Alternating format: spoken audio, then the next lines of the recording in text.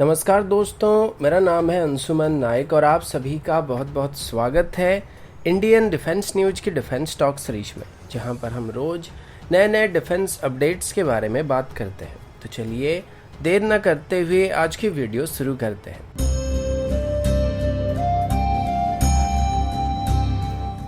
आज की पहली अपडेट Su-75 को लेके, जिसको चेकमेट फाइटर भी कहा जाता है। हाल ही में जब इसको लॉन्च किया गया था तो इसको लेके काफ़ी सारा हाइप क्रिएट किया गया था और इसकी पोटेंशियल बायर की लिस्ट में भारत को भी शामिल किया गया था। अब Su-75 की बात करें तो ये रशियन ओरिजिन किसी भी फाइटर जेट के मुकाबले काफ़ी बेहतर है, चाहे वो विनिक्स के मामले में हो या फिर स्टेल्थ के मामले में हो।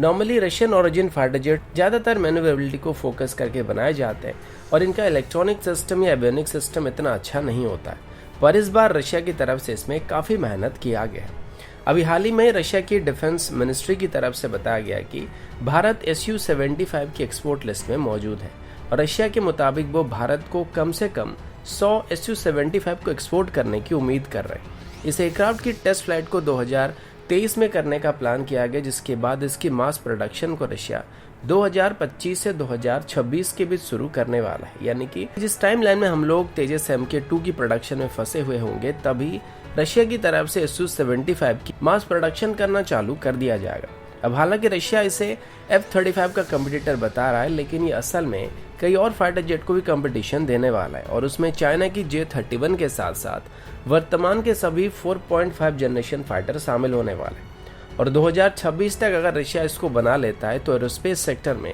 रशिया को काफी बड़ा बूस्ट मिलने वाला है। अब बात करते हैं कि रशिया आखिर किस तरीके से भारत को ऐसे 100 फाइटर जेट को बेच सकता है। और मैंने आपको पहले भी बता रखा है कि भारत कभी भी अपने इंडिजिनस फाइटर जेट की जगह में कोई इंपोर्टेड फाइटर नहीं खरीदने वाला। यानी कि चाहे कुछ भी हो जाए, इंडियन एयरफोर्स अभी तेजस Mk2 या एमका जैसे प्रोजेक्ट को बंद करके कोई बाहर की फाइटर जेट को खरीदने वाला नहीं है। अब इसका एक ही रास्ता बचा हुआ कि अगर रशिया की तरफ से MMR से टेंडर के अंदर या उसकी अल्टरनेटिव के तौर पर भारत को इस नए फाइटर जेट को चेकमेट फाइटर को ऑफर किया जाता है, तब जाके भारत की तरफ से इसको खरीदने के लिए विचार किया जा सकता है। वरना अगर इसको रशिया ऐसे ही भारत को ऑफर करता है तो भारत कभी भी अपने कोई इंडिजिनस फाइटर जेट प्रोजेक्ट को बंद करके रशियन फाइटर को नहीं खरीदने वाला है। अगला अपडेट प्रोजेक्ट 77 को लेके। कल जब हम अपने दूसरे चैनल पर स्ट्रीम कर रहे थे तब कुछ लोग प्रोजेक्ट 77 के बारे में पूछ रहे थे। अब प्रोजेक्ट 77 क्या है, हो सकता है मैक्सिमम लोगों को पता नहीं होगा, क्योंकि ये टर्म हमने भी कुछ ही दिन पहले ही सुना है। आप लोग सोच रहे होंगे कि ये कोई नया प्रोजेक्ट है जो कि नियर फ्यूचर में होने वाला है, लेकिन शायद आपको यहाँ पर डिसअपॉइंटमेंट होने वाली है। तो बात कुछ ऐसी है कि जब हाल ही में ऑस्ट्रेलिया, यूएस और यूके के बीच अकुस पैक्ट को साइन किया गया, जिसमें ऑस्ट्रेलिया अभी अपनी प्रीवियस 12 कन्वेंशनल सबमरीन के प्रोक्योरमेंट प्रोग्राम को बंद करके अब 8 न्यूक्लियर एसेसन को खरीदने का प्लान कर रहा है, जिसमें यूएस और यूके की तरफ से ऑस्ट्रेलिया को मदद करने का प्लान किया गया है। अब इसी को लेके हिंदुस्तान टाइम्स की तरफ से एक रिपोर्ट को पब्लिश किया गया था, जिसमें ये बताया जा रहा है कि भारत भी अपनी प्रोजेक्ट 75 के अंदर यहाँ पे 6 कन्वेंशनल सबमरीन को बनाने वाला है और आगे चल के भी भारत इसके एक फॉलो ऑन प्रोजेक्ट को बनाने वाला है, जो कि प्रोजेक्ट 76 होने वाला है। और इसमें भी भारत 6 कन्वेंशनल सबमरीन को इंडिजिनसली डेवलप और मैन्युफैक्चर करने वाला है। और देखा जाए तो इसमें अभी कम से कम 10 से 15 साल का टाइम बचा हुआ है। तो इसी बात को लेके अभी हिंदुस्तान टाइम्स की तरफ से ये सजेशन दिया जा रहा है कि भारत को अभी अपनी प्रोजेक्ट 75Y और प्रोजेक्ट 76 पर विचार करना चाहिए। और जिस तरीके से ऑस्ट्रेलिया अभी सीधे तौर पर कन्वेंशनल सबमरीन की जगह पे न्यूक्लियर सबमरीन को लेने के लिए जा रहा है, हमें भी वैसा ही कुछ करना चाहिए और प्रोजेक्ट 77 को शुरू कर देना चाहिए, जिसमें हम लोग सीधे कन्वेंशनल सबमरीन के बदले न्यूक्लियर सबमरीन को इंडक्ट करने वाले हैं। अब यहाँ पर न्यूक्लियर सबमरीन का फायदा ये होता है कि इसमें खाने पीने के सामान के अलावा या वेपन के अलावा सबमरीन का जो रेंज होता है या एंड्योरेंस होता है वो अनलिमिटेड होता है। तो इस वजह से जितने भी न्यूक्लियर पावर सबमरीन होते हैं इनकी एंड्योरेंस 45 डेज से ज़्यादा होता है, जबकि जो कन्वेंशनल AIP सबमरीन्स होते हैं इनकी AIP सिस्टम की मदद से मैक्सिमम 2 हफ्ते तक ही पानी के अंदर सस्टेन कर सकते हैं। अब जहाँ तक प्रोजेक्ट 77 की बात करें तो ये इतना प्रैक्टिकल अभी नहीं है, क्योंकि भारत के सामने न्यूक्लियर एसेसन को बनाने के लिए अभी जो सबसे बड़ा प्रॉब्लम है वो न्यूक्लियर रिएक्टर है। और ये एक ऐसी टेक्नोलॉजी है जो कि कोई किसी दूसरे देश को आसानी से नहीं देता है। इसी वजह से भारत अभी अपने दम पर ही न्यूक्लियर एसेसन को बनाने की कोशिश कर रहा है, लेकिन इसमें अभी कम से कम 10 साल का टाइम लगने वाला है और 2032 तक भारत 3 एसेसन को अपनी नेवी में शामिल करने का प्लान कर रहा है। लेकिन अभी जिस तरीके से ऑस्ट्रेलिया न्यूक्लियर एसेसन को एक्वायर करने की कोशिश कर रहा है, उसको देखकर अगर हम सेम चीज को हमारे ऊपर अप्लाई करने की कोशिश करेंगे, क्योंकि दूसरा देश हमको न्यूक्लियर सबमरीन की टेक्नोलॉजी दे देगा, तो ये हमारे लिए सुइटेबल नहीं होने वाला है। क्योंकि यूनाइटेड स्टेट कभी भी हमें अपनी न्यूक्लियर टेक्नोलॉजी नहीं देने वाला है और ना ही फ्रांस कभी भी हमको अपनी न्यूक्लियर टेक्नोलॉजी देने वाला है। और अगर हमको न्यूक्लियर सबमरीन को बनाना पड़ेगा तो उसको हमको खुद के दम पर ही बनाने की जरूरत पड़ने वाली है और हो सकता है इस मामले में सिर्फ रशिया ही हमको मदद कर सकता है। अगला अपडेट यूरोफाइटर टाइफून को लेके है।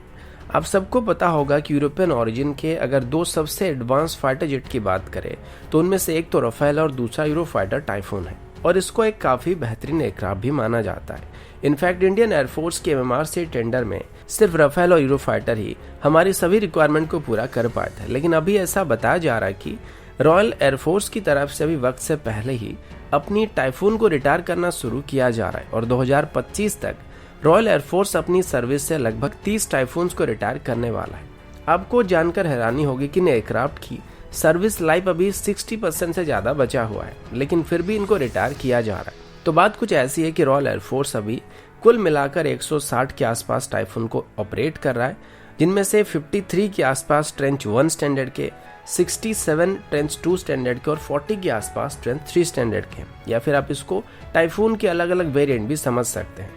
इनमें से जो ट्रेंच 1 वेरिएंट है ये टाइफून की इनिशियल वेरिएंट है और इनमें काफ़ी सारे सॉफ्टवेयर लिमिटेशन पाए जाते हैं और मेनली ये जो एयरक्राफ्ट है इनको एयर टू ग्राउंड ऑपरेशन के लिए इस्तेमाल नहीं किया जा सकता है और एक तरीके से आप इनको सिर्फ एयर सुपीरियरिटी रोल के लिए इस्तेमाल कर सकते हैं और ये सिर्फ एयर टू एयर कॉम्बैट को ही कर सकते हैं। इनकी सॉफ्टवेयर को भी आगे चल के अपग्रेड नहीं किया जा सकता है, जिस वजह से रॉयल एयरफोर्स की तरफ से अभी इनको रिटायर करने का फैसला किया गया है। लेकिन यहाँ पे 53 में से बस 30 ही एयरक्राफ्ट को रिटायर करने का फैसला किया गया है, जो कि थोड़े पुराने हो चुके हैं और बाकी बचे 23 ट्रेंच 1 स्टैंडर्ड की टाइफून को अभी वापस अपग्रेड करके 2040 के आसपास इस्तेमाल किया जाएगा। सिर्फ इतना ही नहीं बल्कि रॉयल एयरफोर्स की तरफ से अभी लगभग 14 C-130J super Hercules, Puma SC-2 helicopter, गजल हेलीकॉप्टर और चिनॉक हेलीकॉप्टर के साथ साथ E-3D हॉकाई एयरक्राफ्ट और हॉक ट्रेनर्स को भी रिटायर करने का फैसला किया गया है और इनको अभी रॉयल एयरफोर्स की तरफ से वक्त से पहले